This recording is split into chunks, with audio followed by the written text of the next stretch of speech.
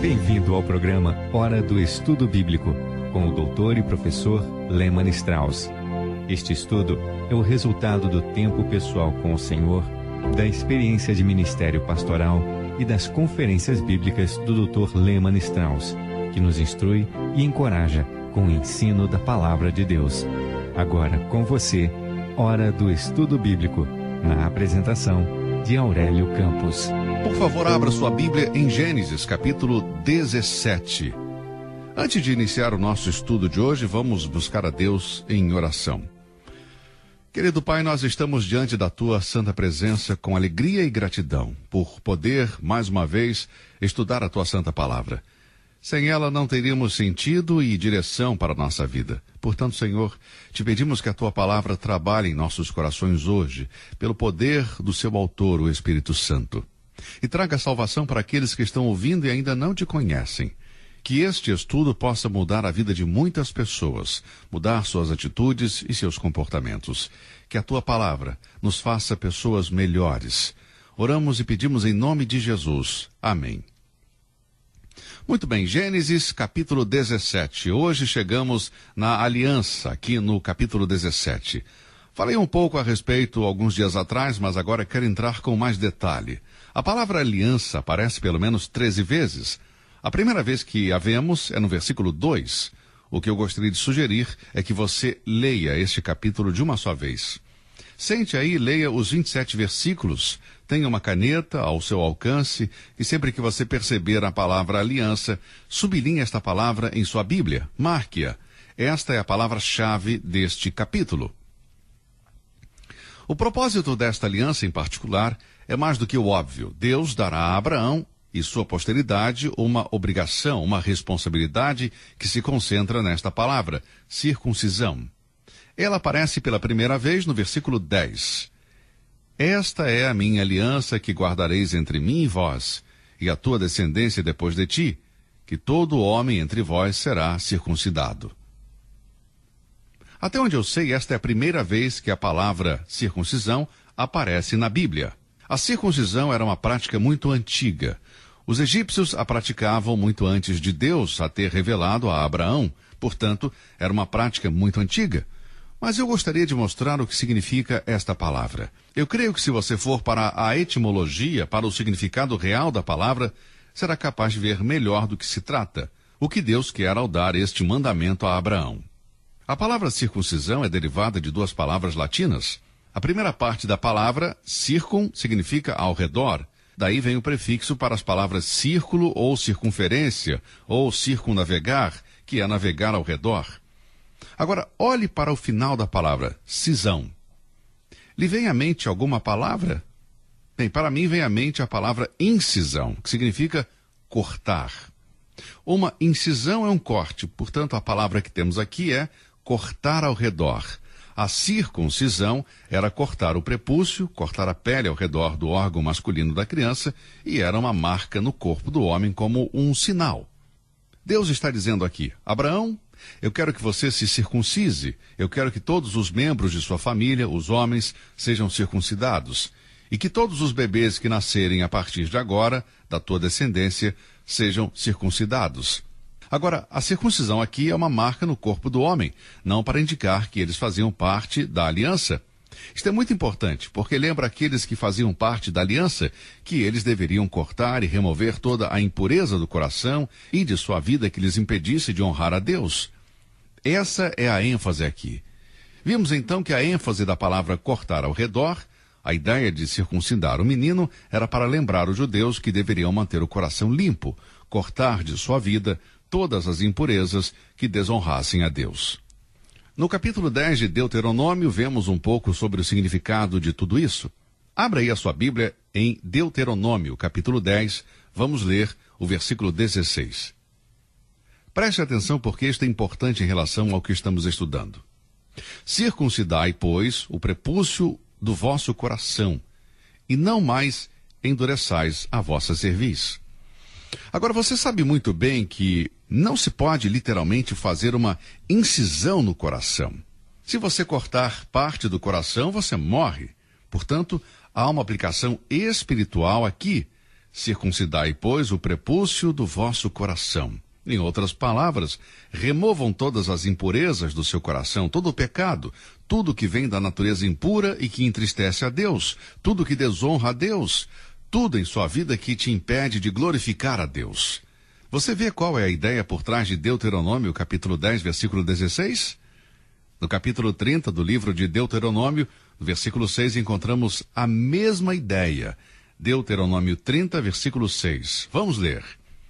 E o Senhor teu Deus circuncidará o teu coração e o coração de tua descendência, para amares ao Senhor teu Deus com todo o coração e com toda a tua alma, para que vivas. Mais uma vez vemos que não se trata de um procedimento cirúrgico. Deus não irá operar o coração, essa não é a ideia. Mas você pode ver a aplicação espiritual, o verdadeiro significado da circuncisão nestes 2 versículos. Agora, o que eu quero que você veja é a diferença entre o capítulo 10, versículo 16, e o capítulo 30, versículo 6. No capítulo 10, versículo 16, Deus diz: circuncidai, pois, o prepúcio do vosso coração. Você precisa remover a impureza, o pecado. Você deve cortar da sua vida tudo que desonra a Deus. E se você não fizer isso, no capítulo 30, versículo 6, diz que ele irá fazer. E o Senhor teu Deus circuncidará o teu coração. E por quê? Porque ele diz no versículo 6 de Deuteronômio 30 que devemos amar a Deus com todo o nosso coração e com toda a nossa alma. Não pode haver lealdade dividida. Não podemos colocar Deus em um canto do nosso coração. Deus deve ser o primeiro em nossas vidas. Para amares ao Senhor teu Deus com todo o coração e com toda a tua alma, para que vivas. Portanto, a circuncisão tem um significado espiritual. Na profecia de Jeremias, no capítulo 4, versículo 4, temos a mesma coisa. Eu estou tentando mostrar a você, amigo, que a Bíblia ensina sobre o significado espiritual da circuncisão. Jeremias 4, versículo 4 diz: circuncidai-vos ao Senhor e tirai os prepúcios do vosso coração. Veja, ele não está falando sobre uma cirurgia literal aqui, não é isso? Vamos ler todo o versículo. Circundai-vos ao Senhor e tirai os prepúcios do vosso coração, ó homens de Judá e habitantes de Jerusalém, para que o meu furor não venha a sair como fogo e arda de modo que não haja quem o apague. E por quê? Bem, por causa da malícia das vossas obras. Deus está dizendo neste versículo para cortarmos todo o mal de nossas vidas, limpar nossas vidas, se quisermos receber a bênção de Deus. Isso nos traz de volta a Gênesis 17. Desta forma, estamos captando um pouco da importância desta questão da circuncisão. E, novamente, deixe-me repetir isso, porque muitas pessoas não entendem bem. Há judeus que acreditam que, por terem sido circuncidados, estão na aliança com Deus. Não é assim, amigo. A circuncisão não coloca o menino na aliança, apenas o lembra que é judeu e, como judeu, tem uma responsabilidade importante, a obrigação de manter sua vida limpa e pura. Paulo, em Romanos, capítulo 2, versículo 25, deixa isso muito bem claro. Enquanto você procura esta passagem de Romanos em sua Bíblia, deixe-me lembrá-lo que há uma passagem da Escritura que veremos mais adiante e que está na Epístola de Paulo aos Colossenses, no capítulo 2, onde a circuncisão é associada ao batismo. Em outras palavras, a circuncisão da antiga dispensação é comparada com o batismo da presente dispensação. Veremos isso mais adiante, em outro momento. Agora vamos ver a passagem de Romanos 2, versículos 25 a 29. Paulo está dizendo aqui: porque a circuncisão é, na verdade, proveitosa, se tu guardares a lei. Ele está se referindo de quando eles tinham 8 dias e o rabino os circuncidava, e diz que só vai ser proveitosa se você obedecer a Deus.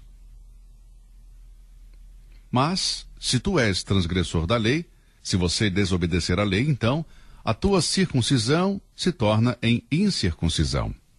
Em outras palavras, se você não obedecer a Deus do fundo do coração, qual é o sentido de ter sido circuncidado?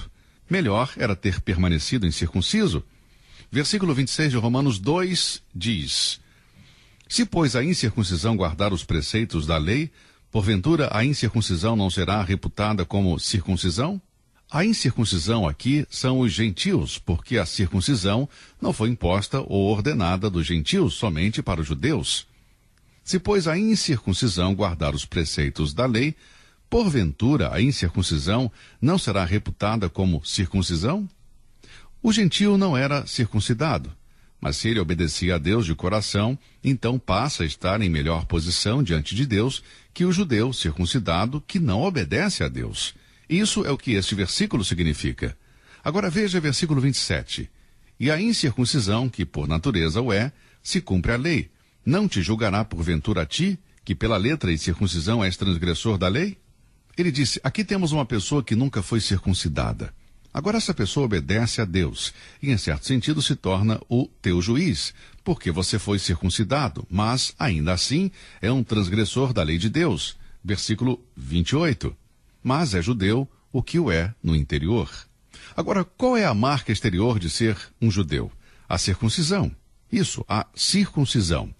Porque não é judeu o que é exteriormente, nem é circuncisão a que o é exteriormente, na carne, mas é judeu o que é no interior, e circuncisão o que é do coração, no espírito, não na letra, cujo louvor não provém dos homens, mas de Deus. Você percebe, amigo? Veja, a circuncisão em Gênesis capítulo 17 tem uma aplicação espiritual. E o que Deus está dizendo a Abraão agora é que a circuncisão não o coloca na aliança. Deus fez uma aliança com Abraão e é uma aliança incondicional. Mas ele deveria circuncidar-se para lembrar de sua obrigação e da sua responsabilidade para com Deus. Vamos ver a passagem de Colossenses capítulo 2. Deixe-me ler começando com o versículo 9, Colossenses 2, versículo 9, onde lemos: Porque nele, Cristo, habita corporalmente toda a plenitude da divindade, e estáis perfeitos nele, que é a cabeça de todo principado e potestade, no qual também estáis circuncidados. Paulo está falando aos gentios crentes e não para os judeus. Ele está falando para os crentes em Cristo na dispensação da igreja, e ele diz: Nele também fostes circuncidados, no qual também estáis circuncidados com a circuncisão não feita por mão. Em outras palavras, não se trata de uma circuncisão literal, física, de remover a pele do prepúcio. No despojo do corpo dos pecados da carne, a circuncisão de Cristo. Observe que este é o fim da frase. Ela vai diretamente ao versículo 12, onde Paulo diz: Sepultados com ele no batismo. Nele também ressuscitastes pela fé no poder de Deus, que o ressuscitou dentre os mortos.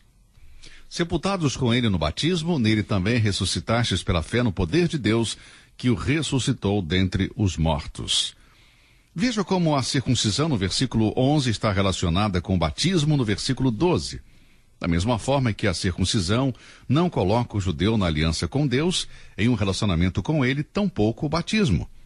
Devemos sempre esclarecer isto, amigo.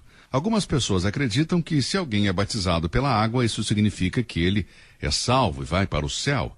Essa é uma doutrina muito perigosa, porque estou convencido, amigo, que há pessoas que foram batizadas pela água e ainda assim vão terminar no inferno.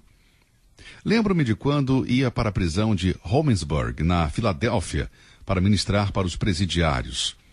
Lembro-me que em uma certa ocasião eu estava conversando com um homem que tinha assassinado alguém e estava aguardando a pena de morte. Ele estava ali na Filadélfia esperando ser transferido para uma outra prisão e eu tive a oportunidade de conversar com ele.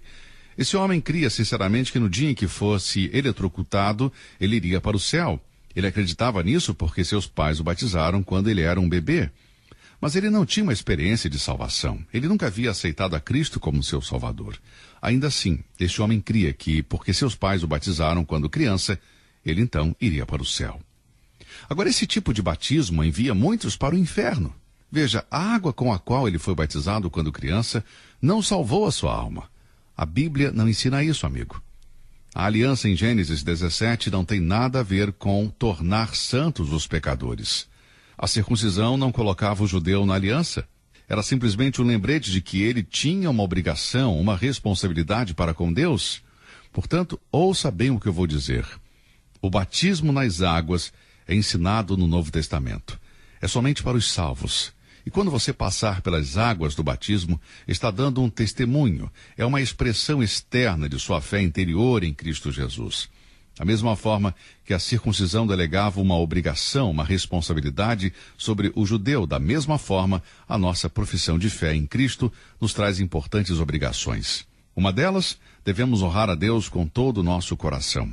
O livro de Deuteronômio nos fala sobre a circuncisão do coração, e isso é muito importante. Em Efésios capítulo 2, versículo 8, lemos: porque pela graça sois salvos mediante a fé, e isto não vem de vós, é dom de Deus, não por obras. Veja, se você pudesse ser salvo pelo batismo, seria por obra. Não vem das obras para que ninguém se glorie, porque somos feitura sua, criados em Cristo Jesus para as boas obras, as quais Deus preparou para que andássemos nelas. Em outras palavras, a salvação é o começo, é o ponto de partida de nossas boas obras. Nós não somos salvos por nenhuma ordenança ou por obras.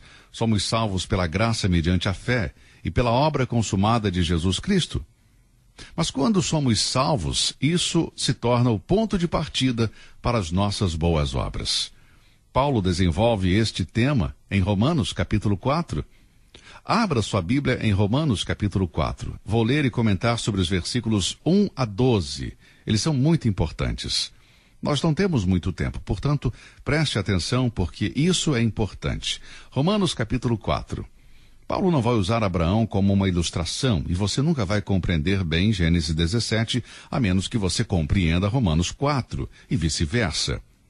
Você não vai entender Romanos 4 a menos que você entenda a história de Abraão em Gênesis, começando com o capítulo 15. Então, vamos lá. Romanos capítulo 4. Que diremos, pois, ter alcançado Abraão, nosso pai segundo a carne? Porque se Abraão foi justificado pelas obras, tem de se gloriar, mas não diante de Deus. Bem, as obras aqui seriam a circuncisão, como veremos em um momento. Seguindo, pois que diz a Escritura? Creu Abraão em Deus, e isso lhe foi imputado como justiça.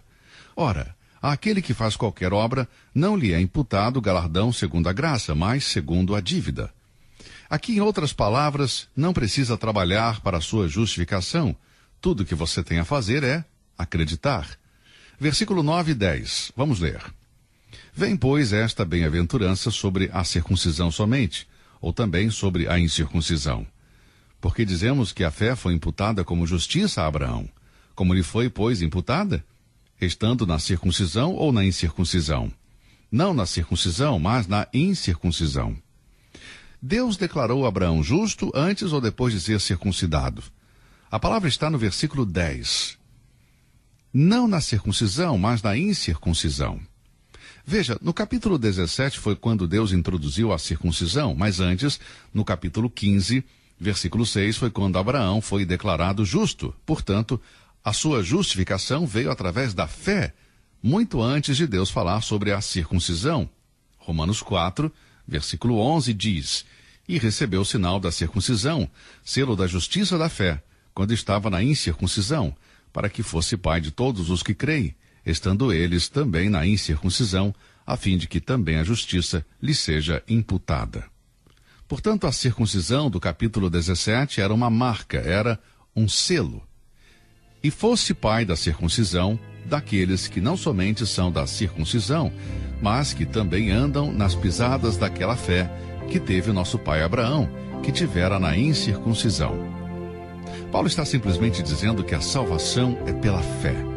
Deus declara justo o pecador arrependido, independentemente de qualquer obra, independentemente de qualquer ordenança. Amigo, nosso tempo por hoje acabou. Vamos continuar com esse estudo em nosso próximo programa. Obrigado por ouvir o programa de hoje. Que Deus o abençoe e até lá. Você ouviu Hora do Estudo Bíblico com o professor e doutor Lehmann Strauss, na apresentação de Aurélio Campos.